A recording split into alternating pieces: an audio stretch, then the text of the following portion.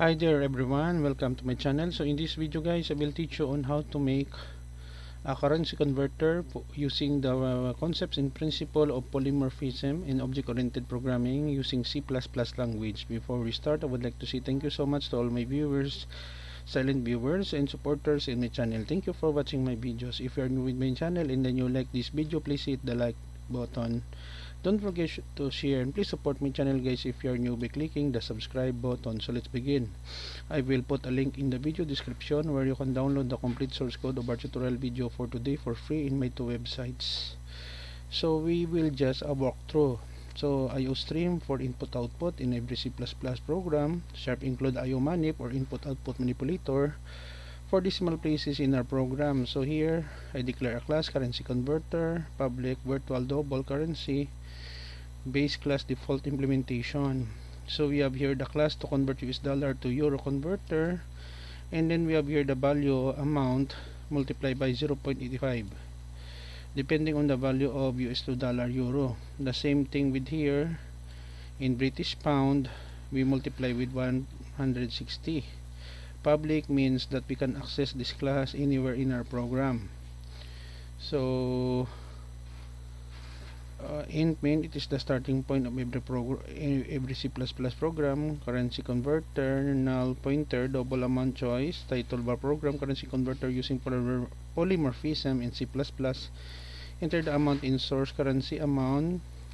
You have several conversion, E for US dollar to euro, J to pound to Japanese yen. So here I have here choice equals E, capital E or small letter E. We call the function US dollar to euro converter, just like this one. And J for British pound, no, to euro, and else invalid code conversion. So we have here the output. So you can see, the fix set precision to we set to decimal places.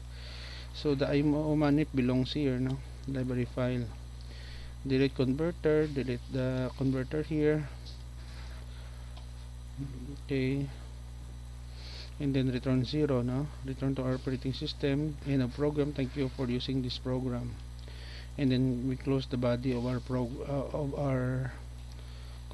currency converter, no.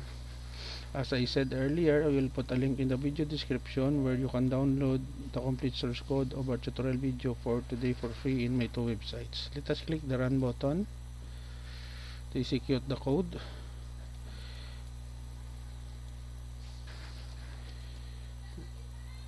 Let us wait for a while.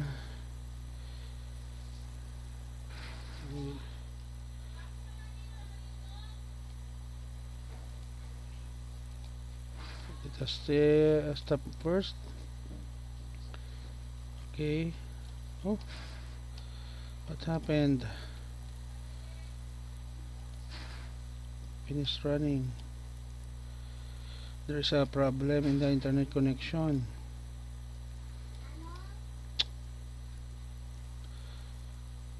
Let us wait for a while.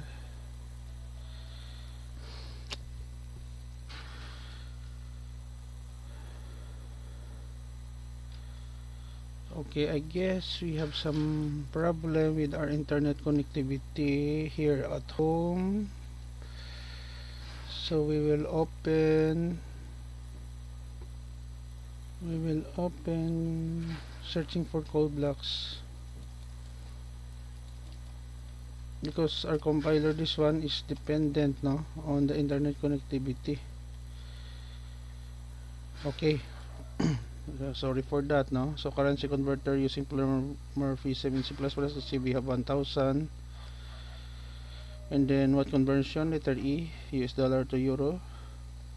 So the converted amount is 850, and the program, thank you for using this program. Let us run again for the second time around. Let's see, we have 400.20 12.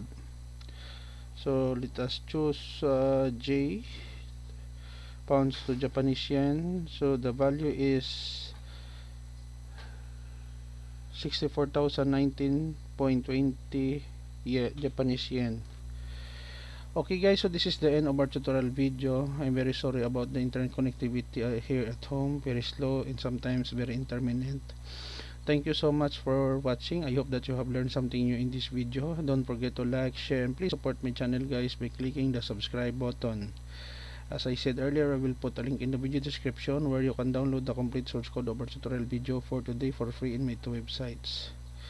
See you in the next video tutorial guys. This is your friend Jake saying bye bye for now.